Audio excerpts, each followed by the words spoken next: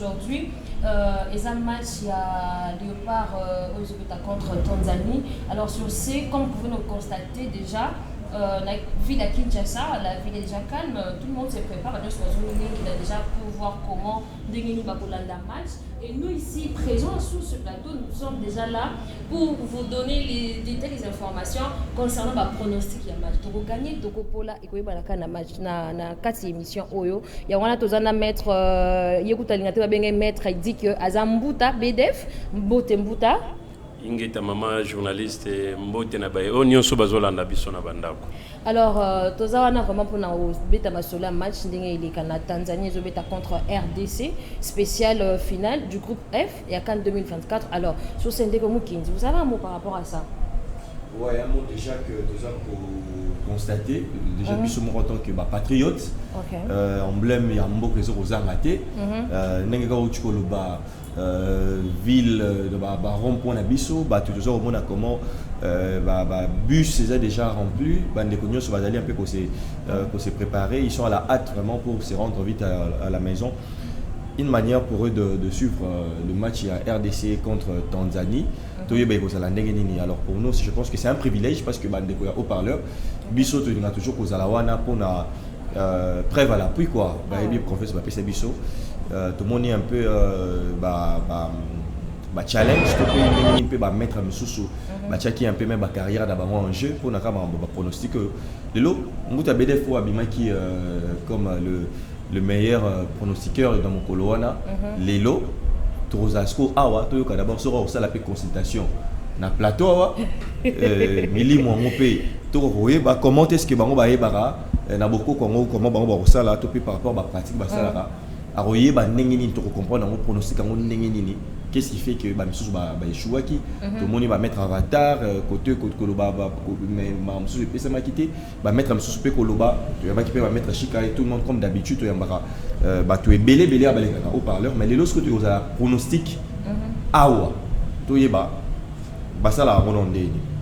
Ok, merci de comment Kenzi Mbuta BDF. Présentez-vous non s'il vous plaît. Badini bazota monsieur peut-être que bakuta ni bakuro mais éviter mettre BDF azanani si vous pouvez vous présenter.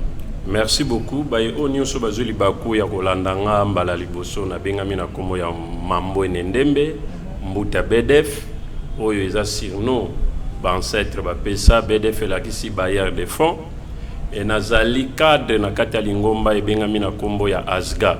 Asga la kisi Alliance spirituelle des génies africains. Et Kumbami et pas ya remplaçant des remplaçants Fumbo Mavinga yende représentant légal na biso.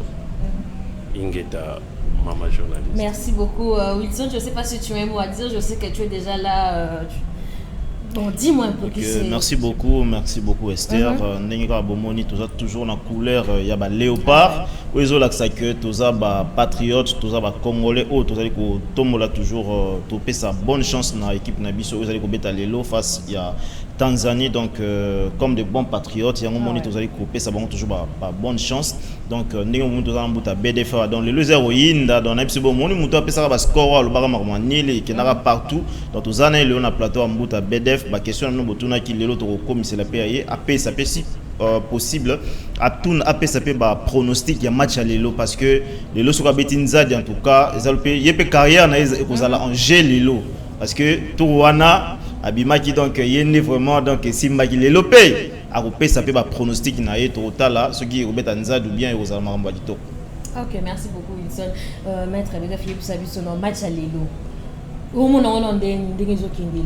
Pour en tout cas les téléspectateurs parce que Hollande biso bana posa baye baza quand même l'assurance baye ba toko gagner toko pour la toko les cas vu que ba mettre musu ba les kana qui comme on peut dire mettre avatar déjà le baki a échoué qui déjà ba pronostic n'avait passé. Je sais pas si tu as un mot par rapport à ça. Oui, na baye onyoso eleki ba match nyoso ya mibale ya Léopard to leka. Ngai na lobaki ya ngona imsomo na lega ki awa ke biso eza oyo ngonga ya bokoko ya mvuluzi kimbangu oyo alobaka ke temps air de verso ekoki banganga nzambe nyonso lokuta il faut babonana na mpoasa babima na mpoasa batu nyonso balekaka balobela spiritualité il faut babima na mpoasa na souci ya mboka ngai maître avatar alobaki ke RDC contre Zambie tokopola ngana le kaka na ebisaki bato ba congolais ke toko sala en Nil match à Maroc alobaki que ye ceux qui RDC azata na chance ya nilité ceux qui RDC sali nil ya tiki spiritualité nde esengonga na zanango il faut batu oyo nyonso ba osale la bonzambe na lokuta bazwa courage ya kotika mena moni atiki kakate tobundana ki RDC alingaki apula match wana ba journaliste bazalaki ba témoin baya kotala nga na ndaku na kenai ko lukabi wana musika pona kokumisa bakoko pona kolakisa ke bokoko eleki nyonso et à partir ya wana na lukila ki léopard bi égalisation poto sala nil et salinde ko avatar vertige na nyamazo ba sosote nini il faut asala dini il faut aloba bakoko basungaye aloba asala oyala kaki peuple congolais ya ko sala ne musique soki léopard asali nil contre Maroc aoke sala musique lelo na yoki lisusu alobi Tanzanie ako RDC contre Tanzanie match toujours la lelo mais c'est que amitalité c'est ça que je me pose la question de quoi avatar asala la ranina sala ba analyse alingaza la entraîneur o ya sala ba analyse physique to makambazolo bezo uta na molimo na ebité comme si azo sala ba analyse parce que même ba prophétie ne bela comme c'est la kawana sala la loyenge so botali yango malamu ezala ngwa ba analyse sala au chef de l'état ko le kana ba élection et ça analyse normale bon ba opposant bazala déjà sûr que chef de l'état ko le ka ba on peut balobi que ba prophète mais vrai prophétie faut pesa na pourcentage biso fumu mavinga représentant les gars na biso pesa na pourcentage ba lien ezali ba vidéo ezali a pesa pourcentage au chef de l'état ko soit et moi-même avant élection 73%. Mais to lingande ko loba temengonga eko kinde to ko moleka na ba émission. OK. Nde to ko moleka na ba émission. Donc biso oyo ngana lobara na lobite ke nazali champion na mokili oyo na spiritualité. Te. Spiritualité eza océan ezali munene. Mais eloko nde ezalaka important na spiritualité ba papa journaliste ezali relation oyo zanango na nzambe ou soit relation oyo zanango na monde invisible. Est-ce que au pezaka comme la fois passée na lobela ki awa ki zana batu baza ba représentant ya ba génie moko bo ya ba ange moko bo na mokili oyo do yepe bazoni okole pa ba ange wana mais or il faut to luka tozala ba maître de soi ozala nzambe yo moko po dominer sur tout esprit oyo ba créateur ba salela biso po biso ne toza boye toko senga so na banzambe te po banzambe bazate nzambe za biso e banzambe na motema malamu na bango ba salela biso bambazi lo ba esprit ba ange oyo biso il faut to tindaka non pas que faut to senga to sambela ka bango non pas que faut to fukemela ka bango mais il faut to recommander ka bango et différence kaka ngana bango eza ya ngwana parce que nga na sambela na ngate nga na invokaka et puis nga na meditaka nga pe esprit mon côté ayaka ko tindanga ngande na tindaka ba esprit dans tout le bac ngande na pesa ka ba tout le bac match il y a RDC contre Maroc match on a travaillé en makasi oui match wana vraiment na travaillé en makasi ba journaliste misato peut-être na ko tanga te po baza ba journaliste ba chaîne mususu mais na ba chaîne ba mo ba tiaki on peut c'était en live ba no sala ngo na souci ya ko gagner bokoko bi wana RDC match à Maroc to sala vraiment na échec et ça pena batu basangana kipe pour RDC sala asala échec pour na gloire na bango et na yango na sala ki contrôle ya 4 coins ya ville ya Kinshasa spirituellement na yeko sala contrôle ya mabele ya Afrika et na yeko mona na Congo ya onde bandeko eza pona ko flatter te pona ko kumisa te mais maître Chika na réunion na ye na monaki c'est un patriote et na zuaki na réunion na soutenaki parce que yé azalaki au service ya nation pona ko soutenir nation na dembelaki na réunion wana et na zamwana ya mwanda océan po balobi spiritualité za ngai mai danga na kinai ko zwa biwana na mbushi du fleuve Congo entre océan na fleuve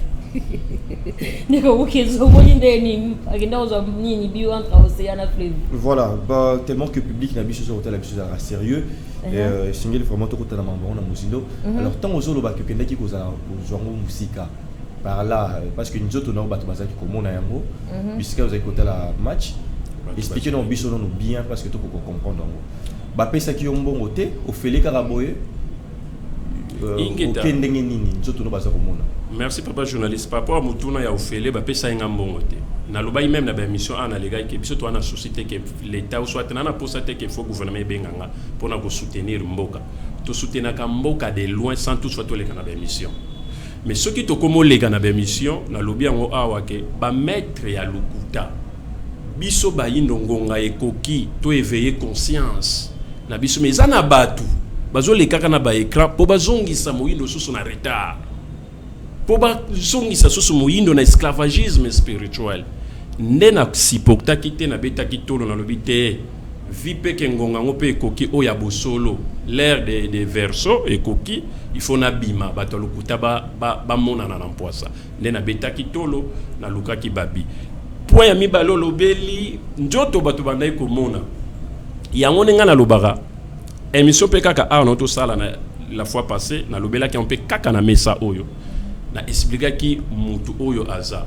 mokilia invisible eleki ebele ke obiso tozomona corps ya mutu tozomona miyeba ke ndengo za boye oza 7 x 3 donc 21 mutu ana 21 corps 18 plus 5 mobo ezalaka wana oyo ezalaka géré par le monde cosmos. Il faut ça là dans le monde cosmos, il faut ça là en contact na 4 éléments de la nature. Oye bengami mai moto mo pepe et puis mabele. Et na kati ya 4 éléments de la nature, ils en a ba maître spirituel balekaka, basalelaka. Baza ba esclave ya ba génie oyo bazo dépendre na kati ya banzambe ya mabele. Soko biso esengona biso eza que biso toza en contact direct na banzambe. Il y a 4 éléments de la nature. Voilà. Alors, Mayozali Botangisa, Bino Tirarango Wapi. Parce que déjà, bon, cosmos, monde, c'est presque déjà la même chose, l'univers, hein, quand on parle de voilà, c'est un mot que j'ai utilisé pour la compréhension à Banda. Voilà. Bozora, Bino Bossebazara, enseignement au Bozorango Wapi. Enseignement, Nyon, sur enseignement solo, ils allaient révéler. Enseignement, à Moutouya, au Nyon, c'est à solo, ils allaient révéler naba ancêtre divin.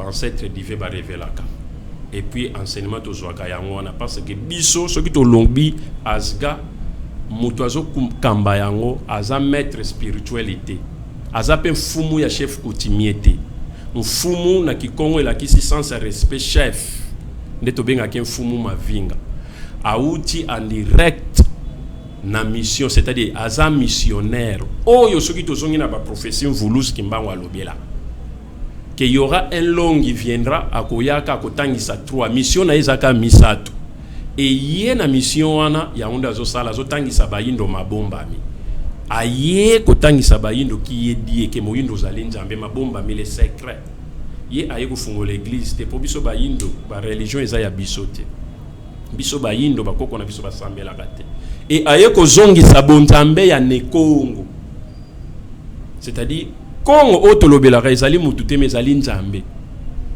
et Kongo ayeko zongi sabonzambe ya kimbangu po bato na bandako bososola na samo entre parenthèses apona clore na ngasi oyo bato na bandako ebele ba ngunje ebele balobelaka kimbangu nini balobelaka kimbangu o balobelaka wapi oya prophète po soko solobela prophète mvuluzi oyo ayelaka biso ko sauver biso comme on ezala kimbangu te comme on est allé qui dit Antungunu Antwadi et yemoko prophète dit Antungunu Antwadi base kusakaye na kombo ya kimbangu kwa kufaka na âge ya 4 ans mama na ye abelelaka molimo kimbangu fula mwana obangunja balobelaka ezanani kasi prophète oyaka ko sauver biso base kusakaye na kimbangu fula mwana donc kimbangu azali nzambe créateur kimbangu aza nzambe siko biso to wana relation na kimbangu et kimbangu ba invoka ka ipo bonzambe eza divinité faut ko invoquer yango et yeli yo pe message direct et ba message ya bonzambe so ere yaka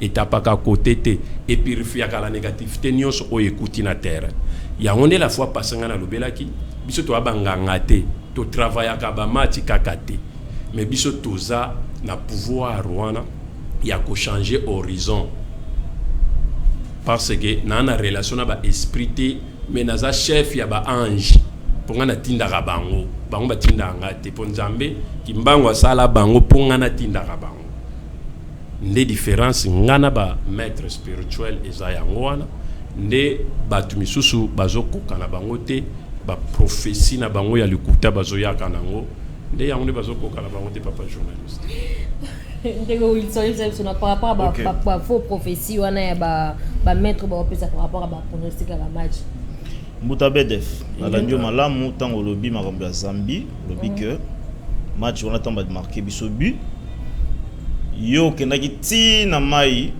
parce que yoza muto ya océan wana ndeko bi mwana nde yo uzwi wana oui opesi léopard to marquer est-ce que d'abord prouver biso lo on nous rassurer que yo nde penda bo pesa ki biona parce que ba maître basé belé mais dans assurance ni yoza na ngopolo ba ke yo nde kaka penda biona so chaki te to polaki o ba ke yo nde penda pesa ki biona awa na ucholo ba spirituellement ko prouver j'espère bien que il a fallu batu bazala wana oyo bazala ko wana ba témoigner parce que un match zo betama tozo pola et na la ina choité na bisi ba journaliste ba bazala ko na to bando tala na ba match na bisi ba ngobozela dans 10 minutes tozo chabi et na kotaki na chambre nanga et si ka temple nanga personnel ezalaka ya ndaku do to benga hôtel des ancêtres et si kana kumisela ka ba koko et na bimi na bisi ba journaliste que dans 10 minutes so 10 minutes eleki to marquer bité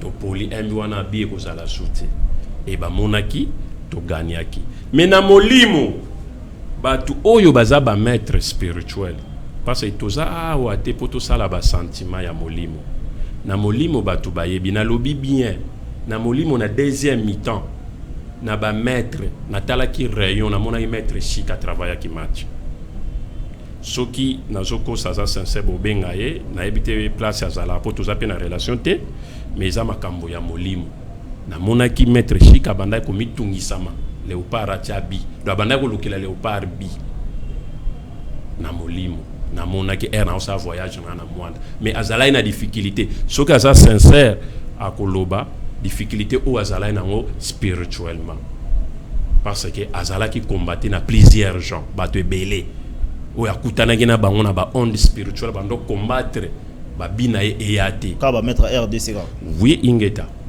ngai na lobela ki on a ba émission ebele que ministre sport a un problème sérieux na niveau fekofa na ministère na ye batu bazo sepela na yete e bakendaki koluka et bosalaka attention te bosalaka si te vient na biso mort ça vous mate spirituellement via sila na ye eloni la sekasila soki tozoke na spirituellement to sala ba contrôle spirituel nga ya ona lobaga ba service bengaka biso elandaka biso bo organisateur elo mombo bengi ba maître mombo etu fandi wana misato même na bible elo kona esalamaka na bible na bible na bango na bosani verset wana batu basangana ka mais il y a déjà prophète c'est ça que j'ai dit yangonde Congo erreur tozanango pour mutu asala do Congo awa to ana risque pour Congo coach moko apesi léopard final ata comme foot azo polisa kabiso pour apesa léopard kan ou soit final coupe de boko longolete spiritualité ezwaka temps chaque eloko ezalaka na temps nango et chaque gouvernement soit président azalaka na maître spirituel na ye donc mokili oyo na monde invisible siècle ezalaka 40 ans donc chaque après 40 ans ba mort ba vient biso 40 c'est leki so bozo kontaka na vie dans la minute yo leki koleka eza c'est trop dire mais nazo peser na monde invisible parce que ça tananga mais apparemment aux autres se vanter trop est-ce que vraiment comme un bon maître Nengolobi Mozambuta est-ce qu'ils a vraiment malam ko se vanter j'espère bien que nazo expliquer batu lolenge nazo komiku misate na expliquer na le monde invisible lo koni fozala donc na se inventer te mais batu bala nanga na banda ko ba sosola ke to ça différent entre muto azo dépendre na papa leki na muto azo dépendre na papa direct ndé lolendo nanga na zanango nazo dépendre na papa nga bonzambe na nga ezana intermédiaire te donc nga nazo dépendre direct na 4 éléments de la nature auto bengi kimbangu tata mokeli donc nga naza direct na kimbangu Kimbangu aza nzambe créateur naza na relation na ye puis apesanga bakombo même ya banzambe ya bamai nzambe ya mopepe nzambe ya moto kombo na yebi na yebi bakombo ya 4 maîtres gouverneurs au bageraka ba élément wana na essayer inventé te parce que na loba bien na ebandeleke spiritualité za océan eza munene mais chaque chose ezala na temps nango ngonga o eza ngonga ya ba ancêtre to sale la spiritualité pire nde longa ye kotangisa alobi ba indo nyonso bakoma ba maître ba indo nyonso bakoma ba spirituel parce que préparation ya l'homme noir oyo mvuluzi dia tunguno alobelaka que il faut l'homme noir azala prêt pour boyeli ya roi divin akoyela na ba religieuté et batu bako kufa ebele soki oza na énergie te po batu ebele bako supporta que énergie ya roi divin te nde batu bako kufa po kufa te ofoza la spirituel otondisa na ba concentration na ba méditation place wana papa journaliste na mikumisita. Ok, Mester na évité Boutalo na mitune belé mais parce que ming temps ozol ba roi divin mais moi quand tu parles de divin na mon ami divinité ou ça plus p na ba Christ ou ming tolbelaka ba Dieu tout ça mais la divinité est-ce que parce que ils ont employé ming ba terme wana est-ce que ça vraiment na ki bokoko est-ce que vraiment il faut quoi employer ba terme wana? Oui, terme wana c'est-à-dire to bato belé pe balobela eloko wana que spiritualité nyonso eza universelle eza lolenge moko ngai ana lobaka oui eza lolenge moko na ba 4 éléments de la nature pour ceux qui na Chine ba web so ke toza na mai na moto na mopepe na mabele so to ke na ba juif bango pe bongo toye na ba romain bongo toye partout biso pe ba indo tozo croire que to kelami na mabele toza na mai toza na mopepe toza na moto. Et la divinité, c'est un mot oyo et zo sphère sur la bato na bandako. Biso d'ailleurs na bokoko na biso nde ba kolo ba rich wana ya bonzambe. Po biso to yebaki na biso ba anjité. Biso to yebaki na biso ba prophète ba tinda mite ke office ta nzamba ta nzamba mwana. Biso ba koko na biso bandai ko kota en contact direct na banzambe. Et banzambe ba orienté bango benga mbazi tel ange tel. Beaucoup commandé ange on a posé un pouvoir ya commander ange on a salé la yo service o yo zana oposa donc bonzambe biso bayindo tozana yango mais bonzambe ya bayindo ekeseni na ba chrétien pour ba chrétien bazo travailler bango mentalement lola moko boyeza or pezala na ngote lifelo moko boyeza o pezala na ngote nzambe moko boyi aza o nzambe moko azala raté. Mais tous en banzambe les 4 éléments de la nature basangana ba créaka biloko nyonso univers et na spiritualité na biso ba bukoko biso to yemba gate to sambela gate biso to invokaka biso to salaka ba ritual cult banda ba koko na biso ba ritual cult zande ya bayindo biso to za ba ritual cult. Mais ndenge mo peut que mfuma vinga na mettre avatar eza bazo beba na makasi bazo benga même appel moko mabe entre bango est-ce que ça vraiment honorer spiritualité Congo est-ce que ça vraiment malam? Oui na utoloba awa ke papa journaliste biso nyonso na banda ko toyebi ke spiritualité blanc ou soit bonzambe ya mipaya e dominaka biso bonzambe ya mipaya ezo kanga biso ba vie siko soki ngonga o ekoki to bando telemela bonzambe ya mipaya nebi ke bukozala na esengo pona lobi awa siko na lobi fin année oyo ba chrétien ba pika potozo yela bango ba église de réveil fo ekangama toko ya ko bundisa bino na ba machete te toko ya te kuna tozo tala na ba pouvoir bino na boyo quand entre bino bo kanga onde te entre biso des gens font ma vinga en tant que messager à lancer qui appelle d'amour tozo sangana tozo sangisa eti siko bozo beba na bo sangana ta te to beba ni na no ten banani soso soko tali ane oyo banzambe ba koko bazo sunga biso côté na biso to sangana déjà plus de 50 églises il y a des noirs et landi biso ba te bele pe na landi pe ba sangani donc déjà c'est un pas so eloka etikali misala na terrain de ko lakisa mande biso no sangana na biso neti biso côté na biso Bansete ba pesa na ba formule auto kangala l'église de réveil. Vers 11e mois, il y a 2024, avant to kota 2025, l'église de réveil ko kangama. banjoi ekobando liana ba église totala basambe année oyo de na pesi bien vers fin ya année on a 11e mois to vous enregistré vidéo enregistré mon papa année oyo donc église vers la fin église de réveil ekobando kangama izo kangama banjoi ba bonokenda boy obelelo no de Jésus boy banjoi babimi basu ba bandiko sona no pasteur pour mon que pasteur ane logote et na bandimi ba palangani eza biloko oyo déjà totie déjà eza wana ba koko ba pesi yango pona nini bo solo bo koko ifo ezonga bo koko na biso ebungaki ifo ezonga bo koko o mundela ya kolakisa biso keza bondoki o eza bondoki te ifo ezonga ko baluka na sima toilette na sima ndako boye oke poto oke mputu biloko wana ekenda wapi ezali biso tozana ifo ezongela bato nyonso kolimwa ifo ezonga eza ya biso kotambola likolo ya mai eza ya prophète na biso mvuluza sala yango ya tungono asala yango alimwa plusieurs fois moyindo nyonso il faut ba pouvoir on ezonga ye.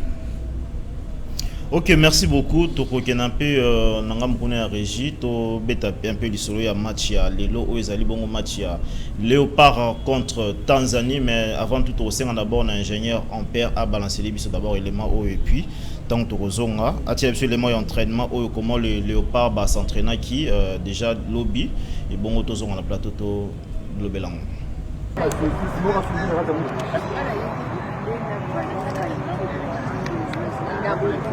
RDC Tanzanie, un match de tous les enjeux pour les Léopards dans cette Coupe d'Afrique des Nations Côte d'Ivoire 2023. Il faudra absolument prendre les points pour se qualifier en 8e de finale. Une victoire est préférable pour se mettre en confiance et surtout à l'abri de toute surprise. Après la bataille des cages livrée contre les Lions de l'Atlas dimanche dernier, Mbemba et ses coéquipiers vont se mesurer au Taifa Star, dernier du groupe F, avec un tout petit point à l'actif.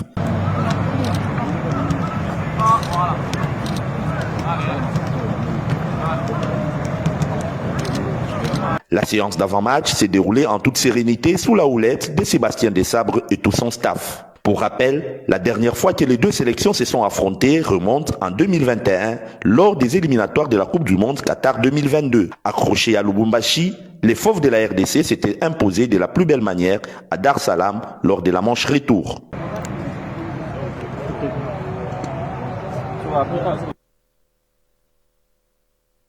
Déjà un sentiment de satisfaction d'avoir pu tenir tête à la meilleure équipe d'Afrique. C'est déjà un premier sentiment. Sentiment un peu de regret par rapport au but qu'on prend tôt dans la rencontre. Et voilà. Après forcément, je suis très fier très fier de mes joueurs, de la débauche d'énergie qu'ils ont mis, mais surtout de la qualité dans laquelle ils ont répondu après ce but très tôt. Voilà, je pense qu'on l'avait dit en conférence de presse qu'il n'y aurait pas de surprise, qu'on essaye de bonifier nos choses, de bien jouer au foot. Et je pense qu'on a montré de belles choses encore aujourd'hui avec une entrée des joueurs de percussion qui nous ont fait énormément de bien et qui sont décisifs sur le but égalisateur. C'est des matchs, c'est des gros matchs. Il ne faut pas se plaindre d'avoir des matchs comme ça à la CAN, c'est ce qu'on peut rechercher. Je pense que si on avait joué à 20h, peut-être le spectacle aurait été encore plus beau. Maintenant, vous savez, il fait très chaud, mais vraiment très chaud. Donc à un moment donné, nous on est sur le banc, on est déjà un petit peu fatigué, mais alors les joueurs qui font 12 km ou 8 km sur cette chaleur, il faut leur apporter du crédit. Chancel, c'est quelqu'un d'extraordinaire et voilà, c'est pas que ce soit lui, que ce soit d'autres, c'est comme ça. Il y a eu un peu de frustration des deux côtés, peut-être de notre côté d'avoir peut-être pas pu l'emporter entre guillemets, et puis du Maroc aussi, voilà. C'est normal, il faut vraiment pas relever ces points-là. Je veux dire, Edith Chancel. Nous, on est dans la communauté du football professionnel. On est ensemble, que ce soit marocain, que ce soit joueur, pour donner du beau spectacle. Après, ce sont des matchs d'hommes. Donc, à un moment donné, bon, c'est normal. Voilà, c'est ça qui est beau aussi. Voilà, après, il ne faut pas que ça dépasse. Il y a eu un petit moment de tension, c'est redescendu. Et puis, on souhaite vraiment bonne chance au Maroc pour la suite de la compétition, tout simplement. Vous savez, une rencontre, c'est une stratégie. Une stratégie, quand on a 24 joueurs de qualité que j'ai, vous appelez ça des remplaçants, moi j'appelle ça plutôt des finisseurs de partie, c'est-à-dire qu'on savait très bien qu'on a beaucoup de vitesse de percussion sur ces postes-là, et on fait le choix de jouer plutôt en possession au départ, parce que si on rend la balle constamment à l'équipe du Maroc, je peux vous dire qu'on est en difficulté avec la qualité qu'ils ont. Donc voilà, nous on pensait vraiment leur faire mal sur la seconde mi-temps, ça a été fait, c'est dommage qu'on prenne ce but d'entrée. Peut-être. Non, le tout, c'est vous analysez les grandes équipes. Le Maroc est une grande équipe qui est allée à la demi-finale de la Coupe du Monde. Vous pensez que sans bien jouer au foot, elle peut gagner ses matchs, tous les matchs. Vous pensez que le Sénégal, sans proposer le jeu qu'il propose aujourd'hui, qui est super, ils peuvent gagner des matchs. Non, je veux dire, à un moment donné, il faut savoir d'où on part, qui on est. La RDC, qui est un grand pays de football, avec de la qualité individuelle, sûre, mais qu'à un moment donné, voilà, il faut essayer de gagner ces matchs en bien jouant au football. La RDC a toujours bien joué au football, quelque part. Maintenant, voilà, il y a une nouvelle redynamisation, et voilà, vous savez, on est dans une compétition. Une compétition où on peut dire que peut-être qu'on n'a pas gagné, mais qu'on n'a pas perdu non plus. On est invaincu, avec, je pense, des choses proposées qui sont... Déjà bonsoir. Oui et non, parce que je pense qu'on peut jouer le match. On peut éviter ce premier but, le manque de on a marché, et ensuite on arrive à revenir. Et je pense qu'avec un peu plus de sang-froid, on aurait pu tuer le match. Donc voilà, ils ont des arrêts sur la ligne, un penalty finalement qui a été sifflé dans le penalty. Donc c'est assez dommage ce soir, je suis assez frustré ce soir. La confiance, il nous laisse beaucoup de confiance, il nous laisse beaucoup de liberté. Je pense que c'est ça qui fait la différence. Après voilà, on a les joueurs pour aussi, on va pas se donner la face. Maintenant, le beau jeu, ça n'a rien quand on veut gagner. C'est vrai qu'à certains moments, on peut un peu plus jouer direct, mais voilà, c'est notre jeu, c'est notre manière de jouer, et on va s'adapter à ça. Et je pense que le coach nous dira que la prochaine fois, être un peu plus efficace. Mais voilà, en tout cas, je pense qu'on a cette liberté, c'est ça qui fait la différence. Non, moi je pense qu'à chaque fois, on a fait le maximum pour marquer. Voilà un peu pour la réussite. À un moment donné, quand je frappe, sous devant la ligne, j'essaie de faire la passe devant les cages pour faire un coup. Je pense qu'on est tous altruistes, on a tous le même objectif. Certes, on a pas concrétisé toutes nos occasions. Sur ce plateau, comme les téléspectateurs, on a basé à cause de la pronostic, il y a match, il y a l'élo. Alors, on peut taper des filles pour ce match à l'élo. Tozo gagné, Tozo Pola, Tozo Ndengeni. Ingeta mama journaliste bato onyo so bola nanga na bandako ya ona lobaki awa keza pasi mingi parce que papa avatar soit inde ko avatar a lobby RDC ko gagner eza mawa pe pasi ya ona mituni eske azo tuna na molimo to azo sala ba analyse le rôle entraîneur c'est que akinde o sala ne ki entraîneur parce que na molimo RDC victoire ezati RDC ni les a. Toi, on a un point les loups. Donc, RDC ni les a. Oyo ba ancêtre ba pesingai. RDC to sala nil. Mais compatriote, ngai na pesi RDC MB na premier mi-temps. Ok. Compatriote. Ba patriote misusu, bozana bandako bo soutenir Léopard. Oyo na lobby. Et c'est vrai que RDC oyo mettre lobby que victoire reza na yebité ba koko nini ba esprit nini ba yebisé ni les a RDC a besoin un point mais nga na pouvoir on a nango OK ba pesinga elo côté depuis to banda ko soutenir Léopard ninge match lelo nili ezali to ko bakisa un peu pour ba match leki ezalaki ko pola to zala na ba chance ya ba échec OK na luka ke MB na PC oyo ndenge chance ya nil eza nga nazo pesa MB na premier mi-temps bina nga ekota na premier mi-temps bi o ce que ezalaki ya kala siko ce qui est côté ça y est to gagner Oui, les matchs ni ngana zo organiser RDC na MB. Donc ngana na MB na ngana okabeli Léopard. Et tant que patriote. Ça dit on gagne. Oui, toko gagner. Score à combien? Ngana lobby na mini choyo na bandaku bolanda. Ngai na travailler match te. Match à Léopard na travailler en côté. Mais naza na pouvoir ya koyeba eloko esale malobi. Et match à lelo na monique toza na Nil. Na miso ya ba onyo sobozolanda nga ba peuple congolais ngana lobby ke match ya lelo tokozala na Nil. Mais ngai na kabeli Léopard 1 point. Donc un but disons. OK. Donc ngana ana un but na lobby un but na nga et kota na première mi-temps. Et na comment dirais-je 45 premières minutes. Donc 45 premières minutes voilà. Au PCB joueur terme t'as marqué en lobby T n'a pas ces chances ni soit marqué mais un but na première mi-temps. Donc spirituellement botala on a première mi-temps bi oyo kota na première mi-temps. Wana yo bi ya ko Bos ko so bi ani koti na wote. Nazo qui travaille nazo kabela Léopard bi.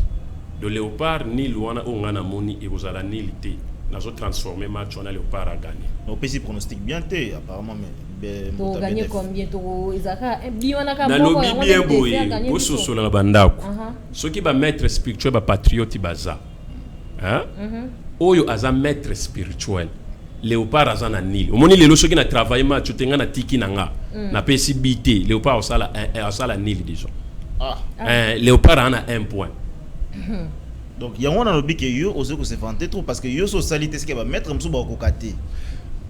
Te kokate c'est trop dire. Omoni ko kabanet na minitio ba mettre baza ba patriote ba zebele ba lobagi. Ba to bele ba leka kia to ba patriote. Photo sunga Léopard. Photo sunga Léopard. Ngana bana ko sunga Léopard dès le premier match. Tabana sunga Léopard na ibandeli ba mettre tout ba lobaki Léopard échec. Na lobaki effectivement ba moni na bango échec mais ngana bano kabela Léopard MB. Et puis ba MB na nga et yaki. Lelo pe na lobby na ba moyen propre na nga na kabela Léopard MB. De ceux qui Léopard ana MB. Ceux qui mettre mususu à travailler match à kabela Léopard MB. À se présenter. Pour nga pe na ko longola bi ya moninga te pour na victoire ya RDC.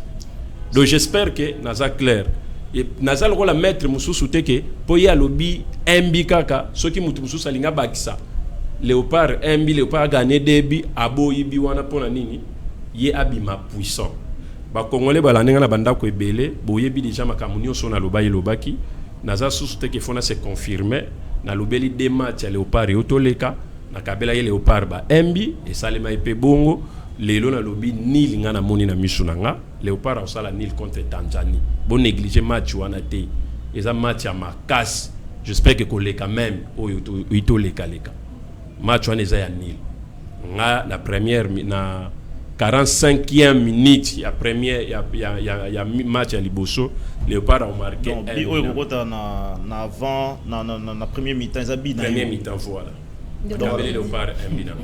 Voilà, par rapport à la question de communes, bino mingi bolé karana ba itando ike pour na roloba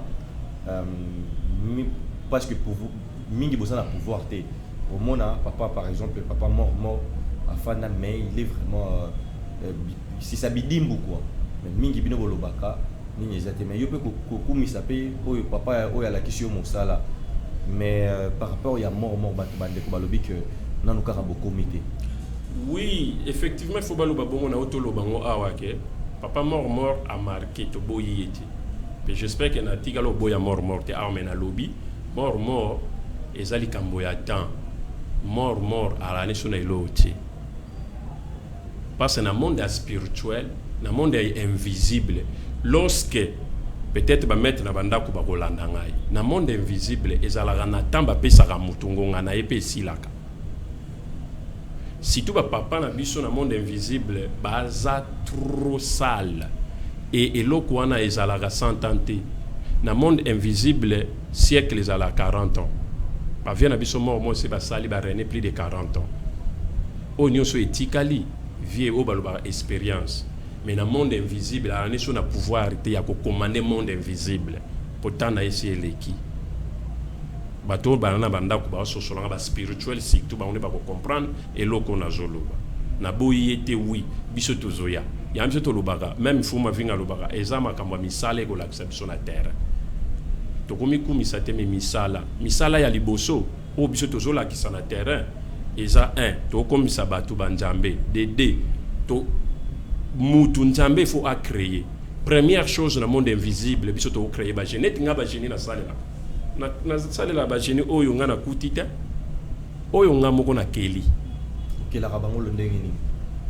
là vraiment il faut ya ko yekola ya on est tous benga ka batu ba ya ko tanga na azka ko se plaindre car bongo ba de ko ba roya boye et komi ba tuni bino likambo moko boye te wana za secret te se plaindre bozo benga batu bien mais tant batu ba roya bo sengi pe mbongo après komi susu ke non mutu atuni bino apesi pe mbongo na ye atuna likambo moko boye wana za secret atuna likambo boye wana za secret et komi escroquerie te boye te ba onyo so ba Hollanda ba ye binga na yamba ka téléphone ata 2h ata 3h mutuna nyonso na répondre ka yango mais batu ba soso ke biso to za ba religieux te biso to salela biso to zo enseigner batu parti occulte parti secret au mvuluzi mvuluzi dia tungona alobela ka batu ke longi akoyaka kote yaka batu mabombami biso to zo tangisa batu parti occulte et parti occulte za na ba livre ba pratique des pratiques ezakuna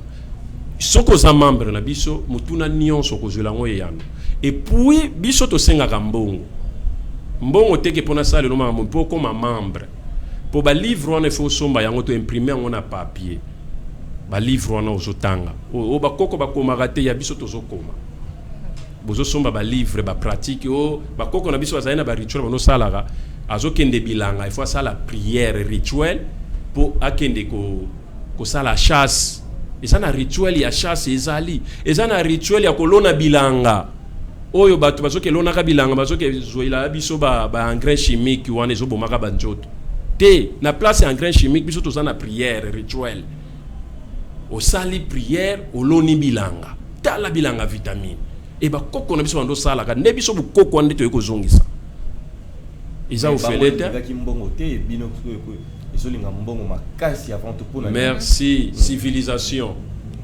civilisation ya lelo kimbango ya mvuluzi atambolaka na mutuka ti ayaka kosala avant banda mission na ye amataka mutuka ti bakoko na biso basengaka mbongo te bato ebele na bapoto balobaka bakoko bonzambe mbongo te nana lobi bonzambe ezwaka civilisation bakoko na biso akala basombaka elamba ya $100 te suli ya $50 ezalaka te siko ngana bando tambola makolongulu banda monga fula ti ana ya kosala chaîne okoyambanga to mona nga salite oyokanga solo te bo comprendre que bonzambe ya kala yango kaka mena kala bango bazala ina civilisation oyo obiso tozana ngo lelote soki pe zala ki à l'époque wana bakoko wana pe balinga ba manumata mituka balinga ba somba pe essence courant pe ke yana groupe ya sombi essence asombi bilo akolia d'ailleurs ya bango na kala ezala ki plus cher que oyo ya biso lelo po ba libation bakoko na biso anda ko sala ya bangombe ngombe za kombe na à l'époque na biso na kala soko zana ngombe me oza patron soko zana bantaba ba meme oza patron élevage oza patron soko papa moko azo sala rituel nena bukoko akabeli bakoko ne 5 ngombe nana dépenser makasi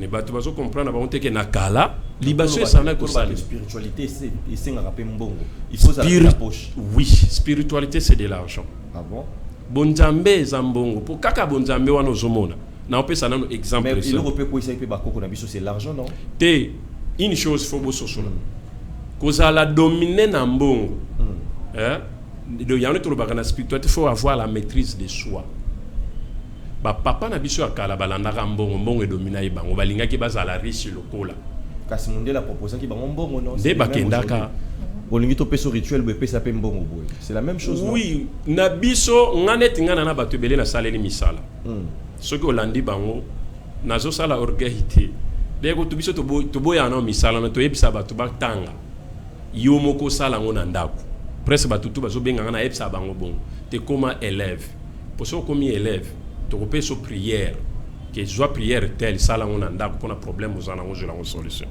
mais ana batu misusu atina koma ka élève salela nga sunga ngai na koya na famille na yo na ancêtre na yo na sengeli yo bango que moi na bino moko ana problème tel bosunga et ancêtre no balobi apesa asomba prenons exemple ça la libation ya ntaba o asomba azwa ntamba azwa eloko tel abwaka na mabele na koyamba yango et puis problème azana ngo azolango solution et soki otali batonga salela misala et kendaka bongo na epsa ba mpe na senga mbongo te récompense soki yo kokanisela nga na suka na pesa ka facture ndenge bakokone basengeli mais mingi biso to salela mingi libation po ba ancêtre na biso basalela babando kabela ka banzambe bazimbazi ba mokolo mercredi oto benga ka konso bakoko na biso chaque 18h babando kenda ko kabela ba ancêtre biloko o bana ngo posa ba pondu ba niama pour que o nyonso ba ancêtre basaleli bango ba exaucer bango lisusu plus que koleka. De libation est à logique. Libation est à logique. Merci. D'évolution, je ne sais pas si tu as un mot à dire par rapport à pronostic au maître sur que ça dit dans Lelo. Oui, et là qu'on maître à outil Koloba. Bon, pour n'engager, je dirais que à PC vraiment la précision y a sauté. Bon, on a cela il y a l'obligat tous en a un bi, où il y a à PC Léopard. Donc match est à la nul. Mais il y a un but à PC Léopard. Ce qui veut dire que pour nous gagner, pour nous un but on a tout gagné. Donc même si tout ça dit 0-0, mais surtout gagner 1-0, c'est que bien yo. Ah ok, merci. Tous on appelle dans Facebook qu'on a tout un peu ce que le coach Sébastien Desabre a commis concernant les propos racistes qui envers Chancel Mbemba. Donc coach Sébastien Desabre a commis boy. Suite aux commentaires racistes dirigés vers le compte Instagram de Chancel Mbemba après le match de Maroc contre la RDC, saisi par la FECOFA, a contacté Meta, la société qui gère Instagram. Dans un courrier, la CAF informe la FECOFA sur ces mesures prises par Meta avec suppression de 4000 commentaires nuisibles et la suspension de 2500 comptes associés. Nous saluons la réactivité. Alors, tout le monde dit que coach Sébastien Desabre a lobby que va supprimer 4000 commentaires. Commentaires au moment qui va finir qui Chancel Mbemba na compte parce que même va finir sur Instagram naï. Alors, c'est ça qui met à vous allez gérer Instagram. Va supprimer les commentaires ou nyonso et puis bloquer 2500 comptes ou vraiment va dans propre mabé. Donc on est à message au coach Sébastien Desabre a commis et puis tout le monde a internet ils par rapport au match à l'élo ningi ba kamba ratai ba but tout ça ba msu ba mi tuna est-ce que ba robandi ça maka ba kambu bien mayele donc ba internet vraiment bazo ça la ba mingi ba lingi mingi que ba bandi ça mayele donc les a un peu ba bloquer les ka kuna na niveau ya Facebook. OK ba ko mekapé ba kambu parce que boyebi na ba condition boye ba joueur pe ba mettre un peu comme ça la exploit et parce que là azali na charge azali ko mona que batunyo so bazali ko finga ye to pe batunyo so bazali un peu ko douter na ye et ça ba moment pareil où ça la que monte vraiment azora conscience et puis monte a dégager énergie makasi vous mona tant peut-être que cette fois-ci ngana ko mona nazo banza que trop mekaye pe trop banda pe na ye.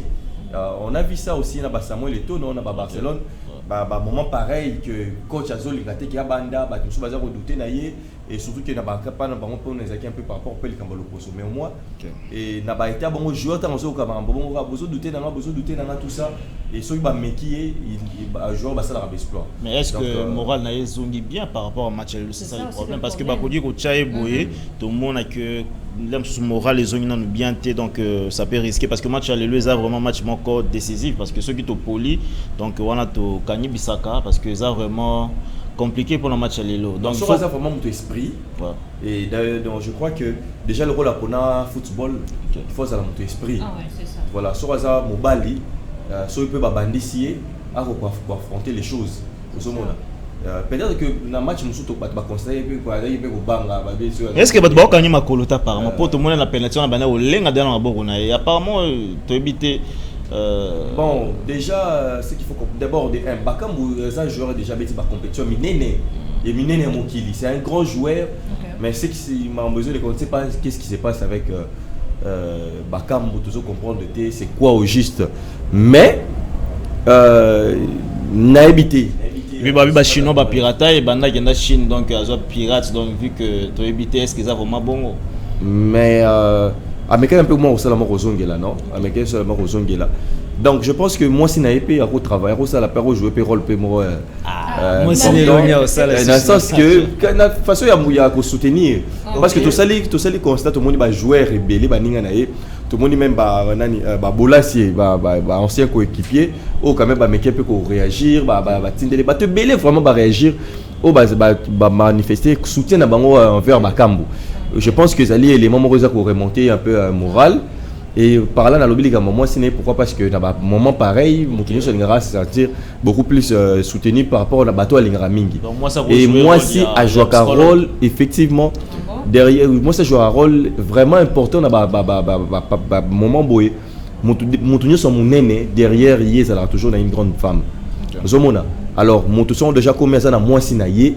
Et c'est la femme en fait parce que Bakambu il faut que Bakambu ça moto yoka mingi moi sinaye il faut déjà tout rappeler en Bakambu il fallait que nous beta kolungwanaye na Villarreal si je me trompe pas il fallait qu'il continue déjà à Barcelone ba grande équipe ezaki causer la Bakambu alors tout le monde a que Chine ceux qui Bakambu qui na Chine c'est mingi c'est parce que ayoka ki moi sinaye tu vois mais c'est ce que j'ai dit donc c'est à dire que ngai le rôle à moi sinaye pour na moi sinaye par rapport papa tout ça bongo tout ça oui le rôle à mingi moi sinaye je pense aussi les appels européens nini a pour un peu motiver souper mobile naie de même prier batum souper basali moi je pense que Bakambu pa Banda a esprit a démontré de quoi il est capable et ça peut marcher hein. OK ben erreur du passé naie ils a vraiment le servir des leçons pour que cette fois-ci pour jouer bien pour que tous allons quand même qualifier. Déjà que tu es dans la groupe F, Maroc est déjà à 4 points, RDC tu as jusque là à présent tu as 2 points, Zambie baza a 2 points et Tanzanie baza a point moko. Alors RDC force à vous en tout cas to bêta to lubate que Tanzanie za pète to qui donc quand to kende na Maroc. Si tu mettre pas le match ça ma casse le. Koto pe ba mettre msupe ba osanga la contre pour na échec il y a Léopard alors en tout cas courage à vous les léopards, maître et dans nos mots de la fin parce que tu as un petit mot de la fin pour clôturer ces instants. Ingeta, donc awa toujours le belaraka léopard, toujours encouragé tant que va patriote tozali. OK. Tika ba koko ba accompagner léopard. Nil oyo ba koko balaki singai ebungwana. Ngana na embi na sali pe appel na ba maître mususu ba soutenir léopard. Pongo nga ya kubundana ezana ngote me peuple amoni déjà infomaître wapi vrai maître azanani parce que un vrai maître a changé maloba na été besoin exemple la papa Chika a changé maloba na été ezate le ba maître mususu a lobi boyima zo se changer azo tâtonner maître avatar aloba ke le goûter les kimingi théorie les kimingi et ko pousser ce ko on a ça nana problème n'était mais à ça la bonne jambe sur et que pousser ce que ceux qui a le côté à ça la sur recherche à ça la recherche na yebi bien depuis kala ti na obi mana contrôler kaye donc théorie les kiming à pratiquer des siko à pratiquer ce qu'a pratiquer à bandolo ba vérité puis on y sort lo ba no salima bon makamuna lo baiser à solo au moni côté ya ba tout ba esprit les noms des esprits les septandés esprits cabale tout ça c'est la théorie. OK. Même mutunanda kubo ya kotanga bible bongo na Google peut ajouer ba définition wana batu bakenda lu kama mbopa na ye bazo ba résulter parfois batu su bazongi la rabino pona royer batu ebele c'est que aleka kuna si tout y na zo na zana ba problème ebele na réparer moto zaki pa na ye ebele na réparer ba problème na zo lo ba na ye billet parce que ngai et pas avatar ana mututa ko réparer nga que mutu ba ya ke pa na ngai ya ke réparer ake silisa ye moi na silisi plus de 50 personnes au baouté pas avatar ba misusu tout même na école na yi parce en école ya groupe WhatsApp ba te belé na yambi ba uti kuna ba yeboyi ba so tanga ipana biso ba lubiki kala nyonso na lekisi ko tanga kaka septande ange de la cabale théorie na théorie ata pratique boye ezate mais on a sali 3 mois na komena ba pratique boye na komo benga papa na nga kufa na komo benga na komo kota en contact na koko na nga kufa pe azolobela yo ki na voix nde biso biloko toye na ngoya. Ok, merci beaucoup. Pour soutenir Léopard MB, la première mi-temps Léopard a gagné. Na Kabele Léopard MB. Donc, va mettre Moussou pour soutenir. Mais si il va mettre Moussou pour soutenir, Léopard a aussi gagné na MB. Ok. Donc, si vous avez un Kisama. Soué na yangwana na ba propre moyen na Kabela pour bi ezalaga moyen. Donc, on a ba propre moyen na Kabele Léopard. Si pendant match, on a eu au travail bien na wapi. Ils ont déjà travaillé au travail en wapi. Bon, nga batu bayebi nga mingi na linga mingi ko travail direct. OK. Match ko travail match en avant et bunga mingi échangera trop. Le égal Léopard azo bandanga na OPC1. Et pour ça le système à TV ndé tout monde a moko TP ndé. Eh wana za théâtre explique-toi de moi. Botu na taba mettre mususu bosolo na bango. Wana za c'est ça. Ça va changer un écran tout wana théâtre. Wana théâtre. Et puis d'ailleurs la PC formule moko lobby na tonga na vidéo conférence ça que lobby que la PC formule pour le pari gagner vraiment tout ça va bien belé battre tout en botant la match bo tchali ça na non écran parce qu'ils ont l'énergie ça dit tant va quand divers zoya bozo tenga ça vraiment terrain pour que Tanzania pour là astuce wana na ebité ba mettre banda ko bolanda biso moni biloko ngoto boya wana za théâtre un maître na rana ya mibengaka maître spirituel à sa polyvoyance akolo ba biloko abongo tin et ça théâtre il y a vraiment théâtre. Ok, merci beaucoup de je sais pas si tu as un mot de la fin pour clôturer déjà ce moment. Vu que tu as mis ligne et la ponanta déjà à partir à 21h de Kinshasa. Ouais. Moi, je pense que juste toujours qu'on est sur toujours qu'il y a des terrains, au parleur, au fond d'arrêter. Surtout merci à la bande de communes, ils sont très contents de travailler tout ça. La base est toujours au conseil. Une manière qui est améliorée. Surtout merci à Nabango Nyonso, juste peut-être ma salutation. Na Neni Moké là depuis Corée du Sud. Tata Monsiaba na topé c'est Bambote Belé, pourquoi pas à la reine du royaume M. Sinson topé sur vraiment Bambote Belé. Pourquoi pas aussi le Saint-Esprit Kokori comme tu vas aller un peu côté la biso.